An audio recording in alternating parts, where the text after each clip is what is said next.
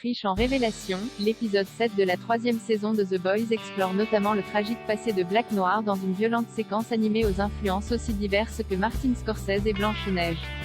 Attention, cet article contient des spoilers sur l'épisode 7 de la saison 3 de The Boys. Si Black Noir a toujours été aussi silencieux que mystérieux, la troisième saison de The Boys, en cours de diffusion sur Prime Video, a livré quelques secrets sur le personnage. Dans l'épisode 3 notamment, des flashbacks le montraient dans sa jeunesse quand il faisait partie de l'équipe Payback et souhaitait ne plus se cacher sous un masque. Mais après une opération qui avait mal tourné, on le découvrait complètement défiguré. Un tournant dans sa vie sur lequel est revenu le 7e épisode au cours de séquences où le super est entouré d'animaux animés, tels Blanche-Neige. Un concept qui a beaucoup amusé le créateur de la série, Eric Kripke.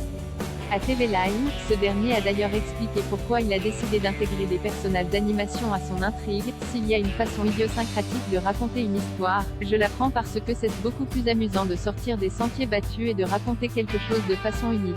Cette idée que lorsque Noir est seul, il est comme Blanche-Neige, avec des animaux mignons qui voltigent autour de lui, m'a fait rire. Des amis imaginaires présents depuis le début ensuite depuis qu'il sait que Soldier Boy est en vie. Black Noir se réfugie donc dans un restaurant Buster Beaver, parodie de la chaîne américaine Chuck E. Cheese, abandonné, dont les mascottes prennent vie. Quand vous regardez toutes les couches de ce cartoon, il y a ces personnages animés que lui seul peut voir et qu'il peut probablement voir depuis la saison 1. Ils ont été autour de lui tout ce temps. C'est clairement ce qu'One sous-entend dans cet épisode, admet le scénariste dans un entretien à Variety, et d'ajouter à propos des animaux, ils sont adorables, non? Je n'arrêtais pas de dire que ce serait comme si Martin Scorsese réalisait Blanche-Neige. D'adorables personnages Disney, mais dont les corps sont anatomiquement déformés de manière réaliste par les passages à tabac, de la façon dont un vrai corps humain réagit lorsqu'il est exposé à ce genre de violence. Et c'est une combinaison explosive.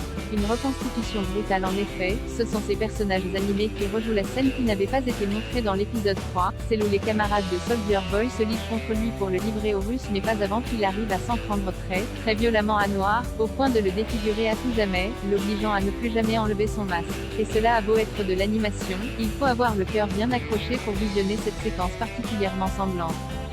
Notons d'ailleurs que les amis imaginaires de Black Noir viennent ensuite saluer le public dans une très courte scène post-générique.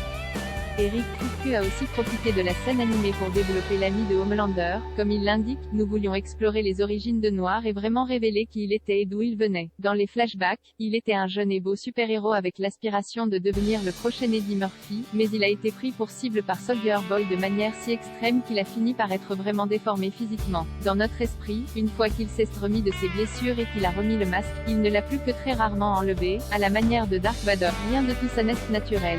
Et on a joué avec ça. Quand il est dans ce restaurant, est-ce qu'il enlève son masque?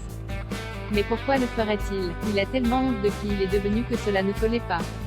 Pour savoir si Soldier Boy va finalement retrouver Black Noir pour lui faire payer sa trahison, rendez-vous sur Prime Video ce vendredi 8 juillet.